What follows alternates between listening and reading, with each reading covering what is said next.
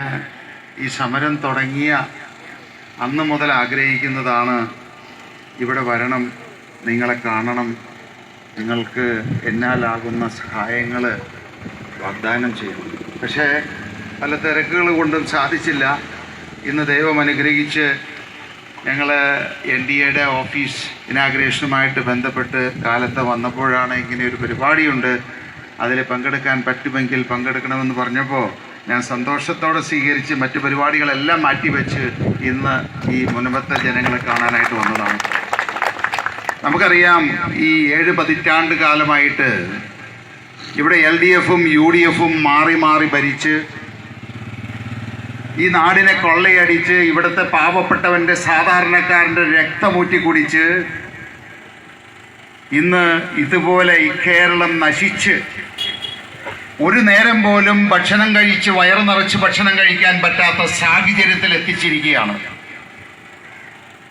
ഞാനൊരു രാഷ്ട്രീയക്കാരനായിട്ട് വളർന്നു വന്ന ആളല്ല, ഒരു വ്യവസായിയായി വന്ന്, എന്നാൽ ഈ നാടിൻ്റെ കഷ്ടപ്പാട് കണ്ട്, ഇവിടുത്തെ പാവപ്പെട്ടവരുടെ സാധാരണക്കാരുടെ ബുദ്ധിമുട്ടുകൾ കണ്ട്, അവരുടെ പ്രയാസങ്ങൾ കണ്ട്, അതിന് എന്നാലാകുന്ന എന്തെങ്കിലും ഒരു സഹായം ചെയ്യാൻ പറ്റുമെങ്കിൽ ചെയ്യണമെന്ന് ഓർത്ത് രാഷ്ട്രീയത്തിലേക്ക് വന്നൊരു വ്യക്തിയാണ് ഞാൻ.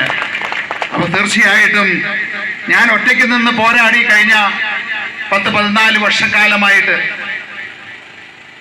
ഞാൻ ഈ നാടിനെ നന്നാക്കും, ഈ നാടിന്റെ പട്ടിണി ഇല്ലാതെയാക്കും എന്ന് മനസ്സിലാക്കിയപ്പോ ഇവിടുത്തെ ഇടതും വലുതും ഒന്നിച്ചു ചേർന്ന് SDPIയും വെൽഫെയർ പാർട്ടിയും ജമാഅത്തെ ഇസ്ലാമിയും എല്ലാവരും ഒറ്റക്കെട്ടായിട്ട് നിന്നാണ് ഈ തവണത്തെ പഞ്ചായത്ത് തെരഞ്ഞെടുപ്പില് എന്നെ ഈ ഭൂമുഖത്തുനിന്ന് തന്നെ തുടച്ചു നീക്കാനായിട്ട് ഒരേ വണ്ടിയില് കൈപ്പത്തി ചിഹ്നവും അരിവാൾ ചിഹ്നവും SDPIയുടെ ചിഹ്നവും 5 കൊടികള് ഒരേ രീതി ഒരു ചിഹ്നത്തിൽ നിന്ന് സ്ഥാനാർത്ഥികളെ നിർത്തി മത്സരിപ്പിച്ചത്.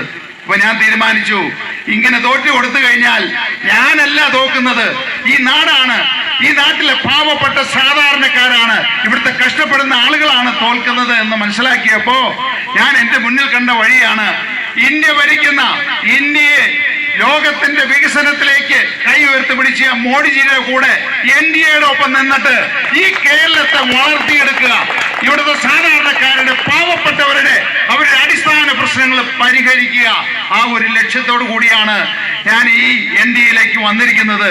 തീർച്ചയായിട്ടും നിങ്ങൾക്കറിയാം, ഞങ്ങൾ രണ്ടുപേരും ഈ പ്രസ്ഥാനത്തിന് നേതൃത്വം കൊടുക്കുന്നത് തന്നെ ഈ കേരളത്തിന്റെ ഇവിടുത്തെ പാവപ്പെട്ട സാധാരണക്കാരെ കണ്ണുനീരൊപ്പാൻ വേണ്ടിയിട്ടാണ്. അതിന് ലക്ഷ്യം കണ്ടിട്ടേ ഞങ്ങൾ പിന്മാറൂ, അതിന് സംശയമില്ല. തീർച്ചയായിട്ടും പ്രിയപ്പെട്ടവരെ, അധികം ഞാൻ നേടുന്നില്ല.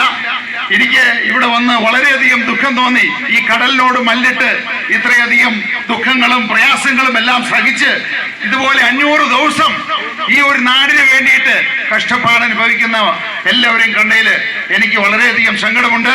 എനിക്ക് ഇപ്പോൾ ചെയ്യാവുന്നത്, ഞങ്ങളുടെ 2020യുടെ ഒരു കിറ്റ് ഈ 610 കുടുംബങ്ങൾക്കും ഈ ആഴ്ച തന്നെ ഈ മുനമ്പത്ത് ഞാൻ എത്തിക്കുന്നതായിരിക്കും.